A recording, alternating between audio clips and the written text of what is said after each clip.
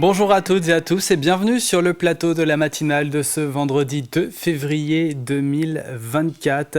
Voici les titres, voici ce qui nous attend durant cette demi-heure. Nous reviendrons sur la rencontre entre le groupement des agriculteurs bio et le préfet de la Vendée ce jeudi après-midi avec en marge la mobilisation des enseignants et quelques chiffres.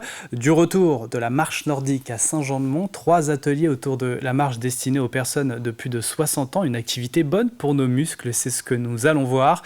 La compagnie Cadence se prépare activement, elle, pour son spectacle. 250 danseurs se réunissent chaque semaine. Le dîner-spectacle aura lieu à la mi-mars du côté de Chauchet. Et aussi Soulan qui accueille la 4e édition de son festival du roman noir. En ce moment, le thème cette année est quand le polar se mêle d'histoire. Il y aura le plus de l'info, l'agenda du week-end et aussi l'extrait du jour. Nous vous montrons un passage du prochain numéro de Comme toujours à suivre demain. Dernier jour pour jouer et donc dernier indice pour remporter ce coffret, la boîte qui fait miam avec notre partenaire La Petite Soupe basée du côté de Némy.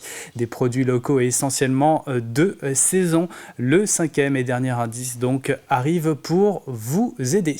Avant tout ça, on passe à la météo. Avec une matinée grise au programme, des brumes, brouillards sont assez fréquents dans le département. Côté température, nous repartons à la baisse, même si c'est léger, 8 degrés en moyenne sur l'ensemble du département. Cet après-midi, les nuages seront encore parmi nous, mais les éclaircies arriveront à faire quelques apparitions ici ou là. La grisaille va perdurer tout de même sur les îles. Au meilleur de la journée, on aura en moyenne de 10 à 11 degrés. Les marées maintenant, la carte s'affiche. Pleine mer pour 8h42, ensuite ce sera à 21h18. La basse mer ce sera pour 15h20, coefficient de marée de 50 à 46 aujourd'hui. Les marchés alimentaires, eh bien le moins que l'on puisse dire, c'est qu'il y a du choix. La carte est assez complète. On a Saint-Denis-la-Chevasse, Moutier-les-Mauffais ou encore les Épaisses. Si ça fait trop loin et que vous êtes plus à l'ouest du département, rendez-vous à Saint-Hilaire-de-Riez, l'île d'Olonne, les Sables d'Olonne et plus au sud, Longeville-sur-Mer. Nous sommes le vendredi 2 février 2024 et le 2 février, nous souhaitons une bonne fête aux Théophanies. Fête païenne et latine aujourd'hui, c'est la Chandeleur. Après la galette des rois, voici la fête des crêpes. Françaises et Français sont invités à les préparer et à en déguster. Coup d'œil vers le ciel pour vous dire que le soleil va se coucher ce soir à 18h10 en Vendée. Voilà pour les quelques infos pratiques du jour. Place au journal 100% local de la rédaction.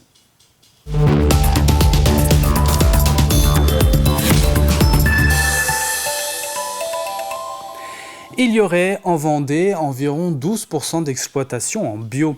Le GAB 85, le groupement des agriculteurs bio, ont rencontré le préfet de la Vendée. Une rencontre qui s'est faite en toute discrétion hier après-midi. Parmi les revendications, une aide d'urgence à hauteur de 300 millions d'euros. L'État n'en propose que 50. Explication sur place du côté de La Roche-sur-Yon avec Mathis Pires.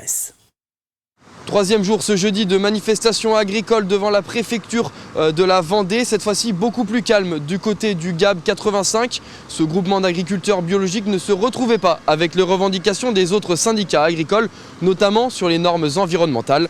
De leur côté, pas de manifestation, mais un rendez-vous avec le préfet a été pris. Ils ont pu échanger sur leurs différentes demandes pour aider l'agriculture biologique. Selon un membre de l'association, ils ne se sentent pas assez soutenus par le gouvernement. À l'échelle nationale, ils chiffrent notamment leurs besoins à 300 millions d'euros d'aide d'urgence, mais ils n'en ont eu que 50 millions.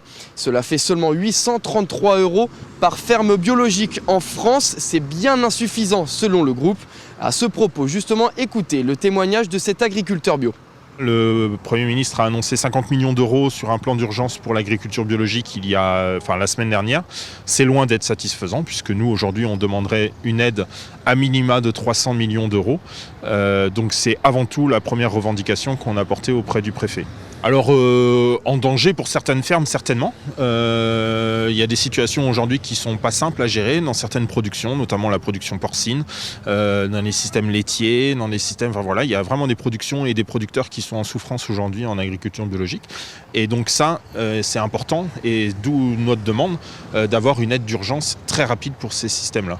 Leurs revendications vont maintenant être remontées au gouvernement et en fonction des décisions prises, ils décideront des futures mobilisations.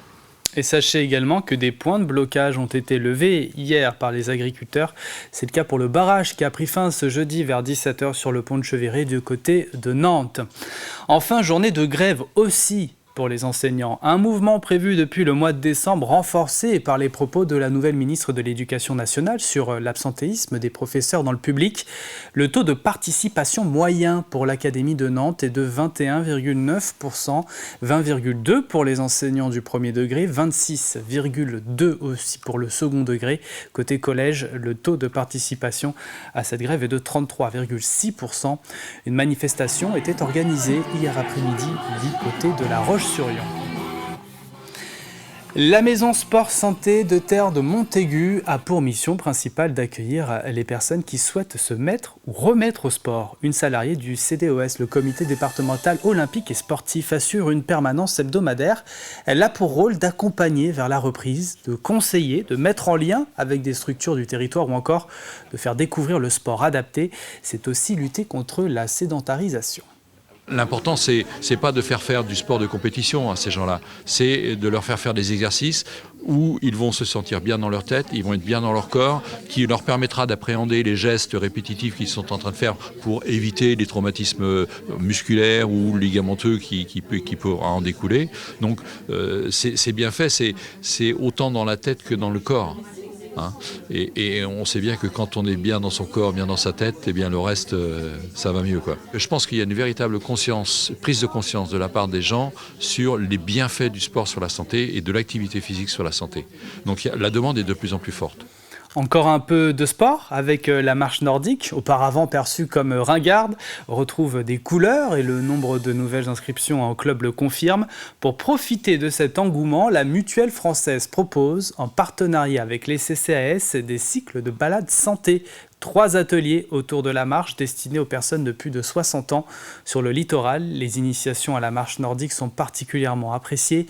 Il s'agit d'un sport complet, pratiqué en plein air, qui permet de garder une activité physique et du lien social. Reportage de Colline Davy. Les bâtons bien en main et des chaussures adaptées, ce petit groupe de sexagénaires s'apprête à partir à la découverte de la marche nordique. Avec l'activité de retraite qui peut parfois un petit peu réduire l'activité physique dans le quotidien, c'est important vraiment de garder un certain niveau d'activité au quotidien, que ce soit pour leur forme physique, pour lutter contre certaines maladies, ou également pour une bonne santé mentale. Alors en route pour un peu plus d'1 heure de marche. Essayez de faire ce geste-là. Le parcours permet de se confronter aux difficultés du territoire. Ça grimpe un peu plus, et bien forcément on va y aller un peu plus. Un exercice pas toujours évident pour les novices. J'ai tellement l'habitude de marcher normalement, à mon rythme, que là j'ai l'impression que ça me ralentit. Okay. C'est l'inverse pour l'instant, parce que j'ai pas l'habitude, quoi. Faut un petit entraînement. Pour moi c'est pas évident de coordonner le bras et le pied, voilà, en alternance. Et là ça permet quand même d'être un petit peu plus actif et de pouvoir être un petit peu plus sportif. Ce qui est quand même un petit peu le but, hein, c'est de bouger son corps. La marche nordique invite à faire travailler plus de 80% des muscles de notre corps. Alors, comme le longe-côte, cette activité plaît sur le littoral. Il n'y a pas beaucoup d'activités qui proposent ça. Je crois que c'est la natation à côté. C'est en plein engouement. Alors surtout dans des coins comme ici où le terrain est très favorable pour le développement de cette activité. Oui, c'est en plein essor. À une époque, on pensait que marcher avec des bâtons, c'était un petit peu comme marcher avec des cannes. Et aujourd'hui, on s'est rendu compte que c'était pas ça. S'il est trop tôt pour connaître le nombre de nouveaux inscrits au club de randonnée, les premiers retours sont positifs. Certains ne faisaient plus du tout d'activité et se sont inscrits dans un club de sport sur la commune. Donc indirectement, on va avoir des gens qui vont faire une activité physique sur le territoire. Donc au moins la prévention est là et le résultat est là. Des initiations devraient de nouveau être proposées l'an prochain à Saint-Jean-de-Mont, Vendée Sud Littoral, aux Herbiers ou encore au Sables d'Olonne. Le SDIS de Vendée a renouvelé son partenariat avec la CASDEN, la CEF et la Banque Populaire Grand Ouest. Cette convention leur permet notamment de disposer d'un don de 400 peluches Pompi pour l'approvisionnement des véhicules de secours et d'assistance aux victimes du département. Ce petit ours est remis aux jeunes par les sapeurs-pompiers. En quelque sorte, il rassure et conforte l'enfant et lui permet de montrer au secours où il a mal. Il fait désormais partie intégrante du matériel embarqué lors des interventions. Pompi a la vertu de ramener le sourire sur des situations qui peuvent être dramatiques ou quelquefois un peu plus légères. Mais en tout cas, c'est un vrai plus pour nos sapeurs-pompiers quand ils prennent en charge une petite victime.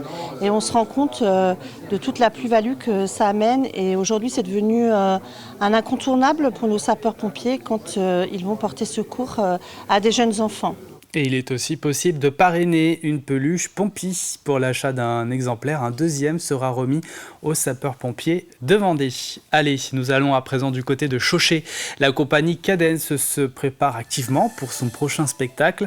250 danseurs se réunissent chaque semaine sur des chorégraphies toujours plus visuelles. Le dîner-spectacle se déroule les 15 et 16 mars. Les pas sont déjà maîtrisés, mais tout doit être parfait. Sur un air de musique moderne, voici ce sujet qui nous est proposé par Grégoire de Châtillon. Ce couple de danseurs, également chorégraphe et créateur de spectacles, a chamboulé le monde de la danse dans la petite commune de Chauchet. 5, 6 et 7 et 8, 1, 2, 3, 4, 5. Depuis 3 ans, avec leur compagnie Cadence, ils font danser chaque semaine 250 élèves dans la commune. 3, 4, 5, 6, 7, 8. On a vraiment une bonne alchimie entre nous, ça se ressent dans les cours, il y a une bonne ambiance. Et sur scène, c'est le feu quoi, c'est le feu. Ce soir-là, ils sont une cinquantaine en répétition d'un dîner-spectacle qui sera joué les 15 et 16 mars à Montaigu-Vendée. Le thème du dîner-spectacle cette année, c'est le thème de la télé. Donc on va reparcourir plein d'univers qui vont parler au plus grand nombre. Donc on essaye de faire un spectacle qui soit le plus visuel possible et d'en mettre plein les yeux pour les personnes qui seront assises à table.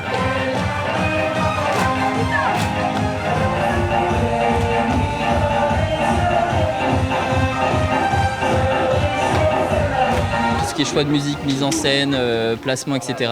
Costume, on s'en occupe tous les deux à la maison, donc bon, c'est un boulot ici, mais également à temps plein chez nous, puisqu'on vit pour ça, clairement. Le dîner-spectacle, le spectacle, voilà, ça occupe la plupart de nos conversations. Et ce qui est surprenant des fois, c'est qu'ils nous annoncent quelque chose, les gars, on va faire ça, et on se dit, vraiment? Oui. Et au final, le résultat est toujours bien, super donc, et on s'éclate.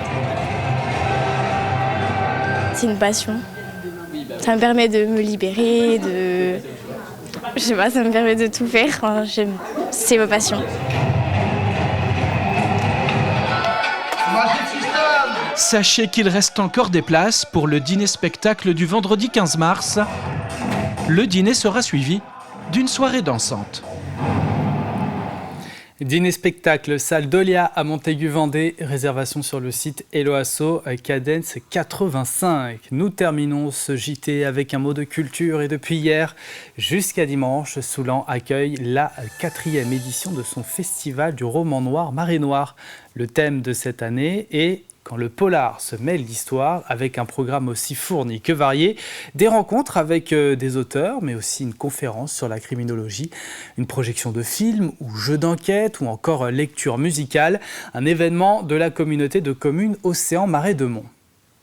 Si on aime le roman policier, si on est curieux autour de tout ce qui concerne la police judiciaire, c'est vraiment passionnant, le début des empreintes, tout l'historique de la police judiciaire, puisque ce sont des outils qui sont toujours utilisés, donc c'est vraiment très intéressant. On essaye de plonger le public dans l'ambiance en entrant dans la bibliothèque. Voilà, on a aussi une exposition qui est présente là, pour plusieurs semaines, une exposition de la bibliothèque départementale de Vendée sur les origines du polar. Donc effectivement, on essaie de créer une ambiance noire. Et voilà pour l'essentiel de l'actualité en Vendée. Passons tout de suite aux prévisions météo détaillées de ce 2 février. Avec une journée qui commence sous la grisaille. Avec attention de la brume et du brouillard quand même assez fréquent sur l'ensemble du département. Prudence si vous prenez la route ce matin. Température qui baisse un peu en ce début de journée. 7 degrés à Chaland et l'Herbergement. 8 dans les rues des Herbiers, la Châtaigneraie et Saint-Jean-de-Mont ou encore la Roche-sur-Yon. 9 sur Fontenay-le-Comte, l'Île-Dieu, les Sables-d'Olonne et la Faute-sur-Mer. Les nuages seront encore parmi nous, mais les éclaircies arriveront à faire quelques apparitions ici ou là cet après-midi. La grisaille va perdurer tout de même sur les îles. Au meilleur de la journée, on aura en moyenne de 10 à 11 degrés.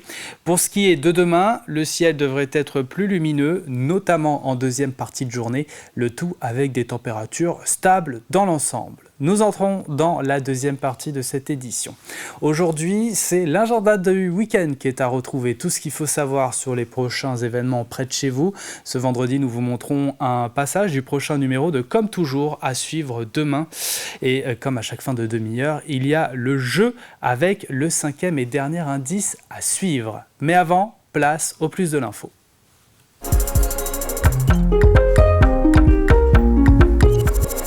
La loi Egalim impose 20% de bio dans les assiettes. En restauration collective, ce sont de grandes quantités pour des publics sensibles. Cela demande plus d'efforts et d'organisation, mais bien accompagné, rien n'est impossible. «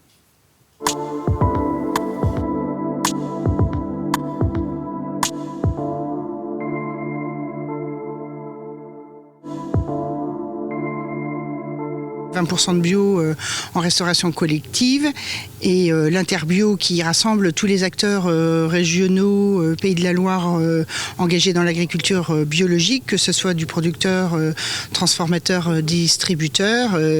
On est là pour être aux côtés des élus et des cuisiniers et des équipes pédagogiques qui veulent absolument appliquer la loi Egalim, ce qui est la moindre des choses puisque appliquer la loi c'est la normalité normalement de tous les élus. C'est une question de volonté. On va vers l'agriculture biologique parce qu'on a des convictions. On va vers l'agriculture biologique parce qu'on prend le sens des responsabilités. On peut y aller par étapes. Il est même recommandé d'y aller par étapes. C'est comme changer son assiette, on peut y aller par étapes. Voilà, on n'est pas obligé du jour au lendemain de dire mon assiette elle était comme ça, maintenant elle sera 100% bio. Non, il y a des étapes, il y a des méthodes. L'agriculture biologique est l'agriculture la plus exigeante, qui demande le plus de compétences. Donc il est normal qu'on puisse y aller par étapes. Et puis il faut savoir s'entourer. Ensemble on va plus loin. L'Interbio est là pour ça aussi. L'Interbio elle est là pour qu'on puisse rencontrer des producteurs qui étaient en conventionnel et puis qui sont allés vers l'agriculture biologique. Voilà, prendre conscience des difficultés qu'ils ont rencontrées, puis comment ils les ont résolues. Parce que l'idée c'est ça, c'est de résoudre les problèmes.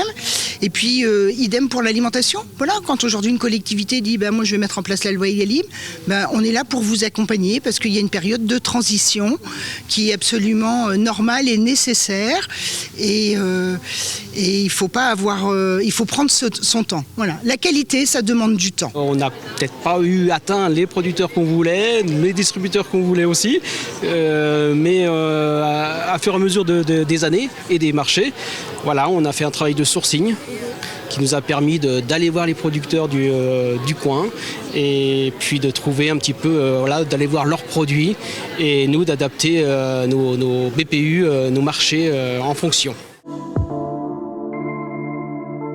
On se rend compte qu'une fois que les collectivités elles ont pris la méthode de la loi Egalim, on a envie d'aller plus loin et on voit très vite que les projets c'est de dire ouais on a 20%, ouais mais on veut être à 30 et puis dès qu'on est à 30 on veut être à 40 et que chacun se prend au jeu d'aller vers cette excellence alimentaire.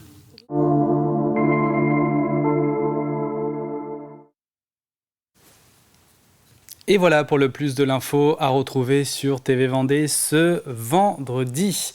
Allez, je vous propose à présent d'ouvrir votre agenda. C'est parti.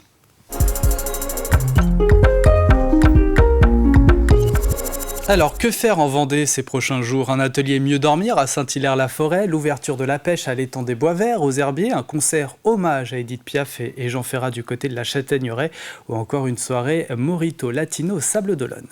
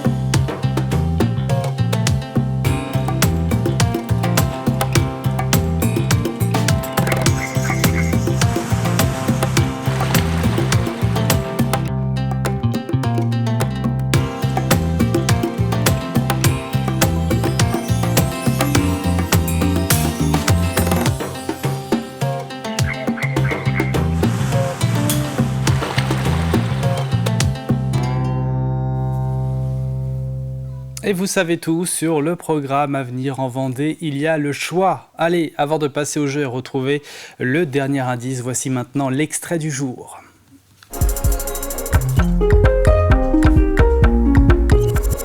Il s'agit de Comme toujours, à suivre tous les samedis sur TV Vendée. Demain, l'invité sera Jean-Marie Poirier. Il est portraitiste. L'idée de Pause Vagabonde, elle se présente au moment où je suis devant un vide la suite à mon arrêt d'activité professionnelle. J'ai aussi une activité d'élu sur ma petite commune de Saint-Malo-du-Bois. J'ai été engagé pendant une trentaine d'années. Et donc tout ça s'arrête en même temps. Et là, j'ai l'appréhension de ce moment-là. Et comme ça a été dit tout à l'heure, j'ai eu la chance de rencontrer Stéphane Meyer, qui est un photographe suisse, que j'ai rencontré lors d'une balade au Népal. Au Népal, oui, c'est ça. Et j'avais suivi son travail parce que, m'intéressant à la photo, j'étais assez ébloui par ce qu'il produisait. Et j'étais resté en contact avec lui. Un jour, je reprends contact et du coup, je m'aperçois qu'il mène ce projet dans sa ville de Bienne, en Suisse, dans le canton de Berne. Et son constat, c'est de dire, voilà, on se croise régulièrement dans la rue, dans le transport en commun, nos genoux se touchent, mais on ne se parle pas, on ne se connaît pas. Et c'était l'idée pour lui qui a déclenché son projet. Et je me disais, mais c'est génial, quoi. Alors, moi, faire la même chose à Saint-Malo-du-Bois, bon, j'ai vite fait le tour et puis je connais tout le monde, parce que l'idée, quand même, dans ce projet, c'est d'aller au-devant des gens avec qui je ne me suis jamais entretenu. Et donc, pour découvrir, pour discuter avec eux. Et donc, voilà, pour Stéphane, c'était un petit peu différent. Moi, j'avais choisi comme périmètre le département de la Vendée, un peu plus vaste, avec sa diversité qui m'intéressait aussi. Mais je pars sans objectif préétabli. Mon obsession, c'est de rencontrer tous les jours quelqu'un et d'en faire le portrait, donc sous forme de récit et de photos. Là où le vent vous porte. Là où le vent me porte, alors quelquefois... il est guidé parfois ? Oui, alors dans un premier temps, j'ai quelques amis qui m'ont aiguillé vers telle ou telle personne en me disant, tu verras, il y aura une histoire à raconter. Mais le 1er juillet 2021, quand je démarre, je prends la voiture et je ne sais pas si je vais tourner à droite, à gauche, et c'est parti. Et de même, j'imagine, vous ne savez pas le 1er juillet si au 1er août, au 1er septembre, au 1er octobre, il y aura toujours un portrait, si l'envie sera toujours là. Ah ben tout à fait, non mais ça c'était c'était l'inquiétude du soir et du lendemain matin. Non mais il fallait que je trouve... Mais bon, il n'y a pas de raison parce qu'en même temps, ça se passait très très bien. Ce nouveau numéro qui sera à retrouver dans son intégralité demain samedi sur TV Vendée, également disponible sur notre site internet. Et puisque nous parlons du programme à suivre sur TV Vendée, sachez qu'il y aura du sport ce soir, du basket avec un match du RVBC en Ligue féminine. Soyez au rendez-vous. Avant de marquer une page de publicité et nous quitter, nous passons au jeu de la semaine et à suivre la question et le 5e indice.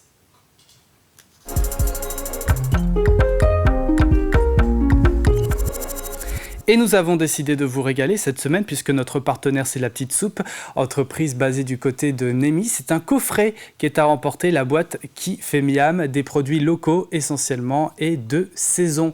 Mais pour pouvoir en profiter, il faut répondre à cette question. Quel homme politique était présent à Saint-Hermine le lundi 22 janvier? L'indice, le 5e, le tout dernier, le voici, c'est le ministre de l'Agriculture. Voilà, je pense que vous l'avez la réponse. Pour participer, vous allez donc sur notre site internet tvvendée.fr. Je rappelle que le tirage au sort du gagnant ou de la gagnante, c'est tout à l'heure. Courage à toutes et à tous, bonne chance. C'est la fin de cette matinale, merci de l'avoir suivi. L'info revient à 12h30 avec Diane Delangle. Passez une excellente journée et à lundi.